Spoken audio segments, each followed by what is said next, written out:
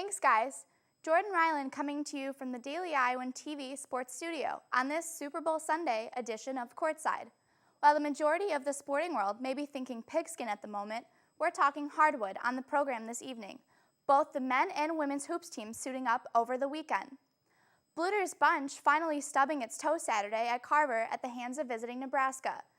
Big Red leading pretty much from start to finish in this one, 80-67, despite a team-high 22 points from Sam Logic. Meanwhile, a wild game in Champaign Saturday night, with Fran McCaffrey's 15th-ranked men's hoops team nearly blowing a huge first-half lead, only to overcome an inspired Illinois comeback to improve to 17-5 after an 81-74 victory. On the flip side, John Gross's Illini have now lost 7 straight in the Big Ten and look to be officially off the bubble when March rolls around. Another double-double off the bench for Gabriel Olszewski in this one, but it was Devin Marble's game-high 17 that lifted the Hawks down the stretch. Combine that with his midweek performance against Michigan State, and what do you get? Our Courtside Player of the Week. Daily Iowan TV Sports' Rachel Bedell has more. Hi, I'm Rachel Bedell here with Player of the Week, Devin Marble. Devin, so can you give me a play-by-play thought process of that last shot going at the end of regulation? Well, we just wanted to get a good shot, so I just told everybody to watch out, get an isolation play. When I crossed over, I knew Gary Harris was going to shoot the gap, so that's why I spent back. When I released the shot, I thought it was good, and then we got another good opportunity with Mel getting the rebound. They just made a good defensive play. During the end of the game, you guys had 14 minutes without any shots made. What are you and the team doing as a whole to make sure that doesn't happen again? Well, a lot of people are saying that, but at the same time, we were getting a lot of foul calls. So we were getting points from the free throw line, and we missed a couple free throws at the same time, but I don't think we missed that many shots, and we were getting fouled a lot. So it also limited us from being able to score buckets as to how many calls were being called. So, all we got to do is continue to do what we do, and we can't really focus on the outside stuff. How important do you think it is for you to make plays that get the team and crowd really pumped up and going into those type of games? I think it's key, just getting out in transition, knocking down big shots and key moments, I think, play a big part in all of that. And this crowd does a great job of giving us that energy to be able to perform for 40 minutes. And we just happen to come up short on Tuesday. Thank you. That's our Play of the Week, Devin Marble this week. I'm Rachel. Back to you guys in the studio. Thanks, Rachel.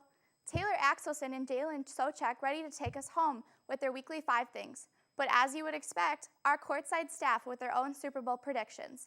And with the votes tallied and a little bit of number crunching, we can officially guarantee a final score of 30-26 in favor of the Seattle Seahawks. You're welcome, Mr. Wilson. That's all we have in the studio tonight.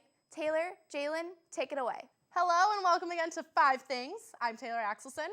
And I'm Jalen Sochek. Each week we're going to count down 5 new facts on Iowa basketball to give you guys a whole new insight into the team. So let's get to it. We recently caught up with Iowa's very own Josh Oglesby. The junior shooter has been known to knock down threes left and right. Last year, he made 42 of his 52 field goals from long distance. That means he only took and sunk 10 other shots from inside the arc. Everything else came from the outside. Last season, 76% of his offense came from the three-point range. So with figures like that and numbers like these, who else would we ask for tips on how to shoot a three-pointer? That's right, and with so much success on the court, we wondered where all his success comes from. Here are 5 ways that Oglesby finds the net from the arc. When I'm shooting a 3, I usually think of getting my feet set and making sure I follow through, especially get the ball up high. I also try not to think about it and just have confidence when I shoot it. So last season, Oglesby made 52 of 156 three-pointers, which means he made about 26% of his shots from the arc. He said that wouldn't be good enough and wanted to improve. This season, he has made 14 of 24 three-point shots, which means he is making almost 60% of his shots outside the arc.